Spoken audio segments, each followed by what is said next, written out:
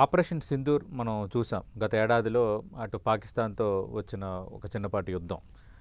తర్వాత geo politics కూడా గత సంవత్సరం విపరీతంగా మారిపోయాయి. ఇప్పటికి కూడా ఇరాన్ వర్సెస్ అమెరికా మధ్య వార్ ఏమైనా వస్తుందా అన్న ఒక రకమైన వాతావరణం క్రియేట్ అయిపోయి ఉంది.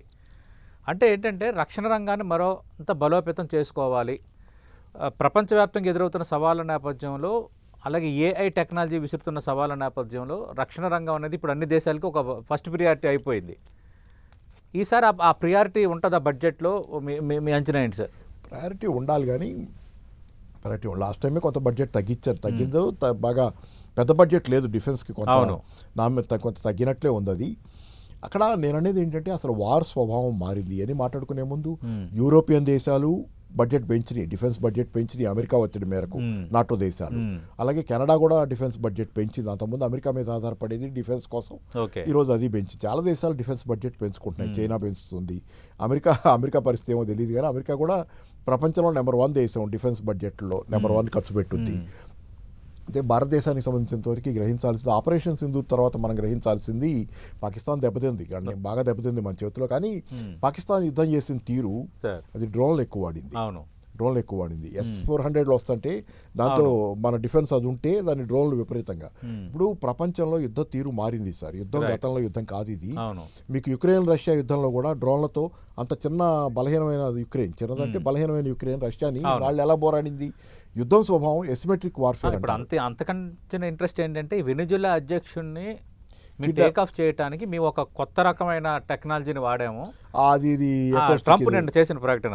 ఆ కొత్త రకమైన టెక్నాలజీ వల్ల వెనిజులా సైనికుల ఆయుధాలు పనిచేయకుండా ఆగిపోయాయి, ఇంతకు మించి నేను చెప్పనని ట్రంప్ అన్నారు.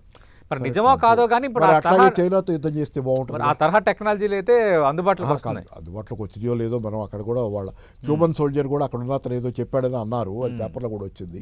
అదంతా ఉంటే మరి చైనాతో యుద్ధం చేయకపోతే వెళ్ళిలో కిడ్నాప్ ఎందుకు అవసరమే ఉంది నీకు? చైనాతోనే చేసుకోవచ్చుగా యుద్ధం, ఏదో రష్యాతో చేసుకోవచ్చు కావాలంటే, నీకు ఇంత తగాదా ఉంది కదా. అక్కడ చేయకుండా వచ్చి ఇక్కడ చేసి వెనిజులా మీద చేసి ఏదో ఉంది కదా, చిన్న వాళ్ళ మీద చూపించి పెత్తనం, చాలా బలహీనలు దుర్బల మీద పెత్తనం చేసి నేను కింకాంగ్ని దారాసింగ్ అని చెప్పుకుని ఉపయోగం ఏముంది? నువ్వు యుద్ధం ఏదో అక్కడ యుద్ధం కూడా కాదు కదా, అది లిఫ్టెడ్, ఎయిర్ లిఫ్టెడ్.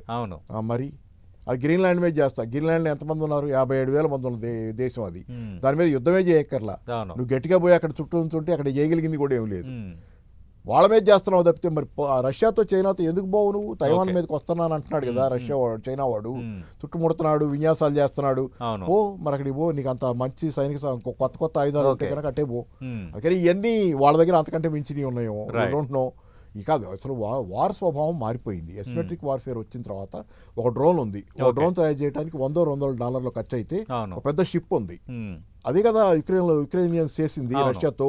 ఒక పెద్ద షిప్ ఉంది, ఒక ఆపరేషన్ సింధూర్ $400 పెర్ఫార్మెన్స్ మనం చూసాం, ప్రపంచం మొత్తం మాట్లాడుకుంది. కాదు అంటే నేను అంటే ప్రియారిటీ ఎట్లా ఇస్తున్నారు నేను ఎసిమెట్రిక్ వార్ఫేర్ అంటే ఏంటో చెప్తే మనకి అసలు వార్ఫేర్ ఎలా మారింది, దానిలో ఆ కొత్త వార్ఫేర్ కోసం మనం ఎట్లా బడ్జెట్లో ఎట్లా చేసుకోవాలంటే. ఎసిమెట్రిక్ వార్ఫేర్లో ఒక బలహీనమైన $200 పెట్టి తయారు చేసిన డ్రోను ఒక లక్షలు డాలర్లు ఖరీదు చేసి ఒక షిప్ను ముంచేస్తుంది. అంటే మీరు బలహీనమైన డబ్బులు వార్ఫేర్ మారింది. మీ దగ్గర డబ్బులు లేకపోయినా, మీరు దుర్బలమైన ఆర్థిక వ్యవస్థ ఉన్న దేశమైనా, బలవంతమైన దేశాలను, నీకు పెద్ద ఆయుధాలు ఉన్న బలమైన శక్తివంతమైన ఆయుధాలు ఉన్న దేశాన్ని ఎదుర్కోవచ్చు. ఇప్పుడు అందుకని ఏంటంటే మీకు ఇప్పుడు కావాల్సింది ఖరీదైన ఆయుధాలు కాదు.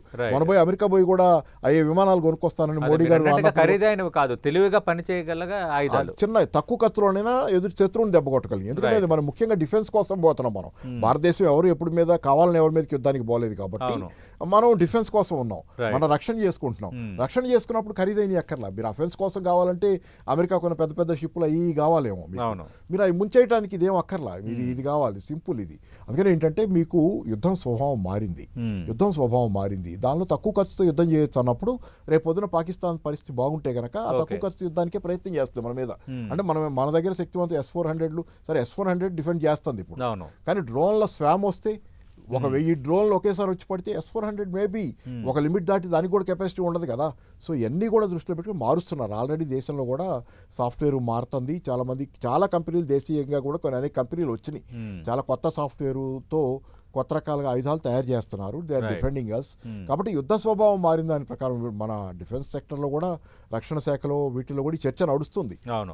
యుద్ధం స్వభావం మారింది. యుద్ధం గత యుద్ధాలు కాదు ఇది. మ్మ్. నేను గతంలో కూడా ఒక పుస్తకం చదివి ఉన్నాను, అందుకని నేను ఇప్పుడు కాదు, ఒక 5-6 ఏళ్ల క్రితమే ఎసిమెట్రిక్ వార్ఫేర్ మీద ఒక పుస్తకం ఉంది సపరేట్గా, ఓకే. చదివాను అది. కాబట్టి చదివిన దాని మీద అప్పటి నుంచి మొన్న అప్లై చేసి మాట్లాడటం.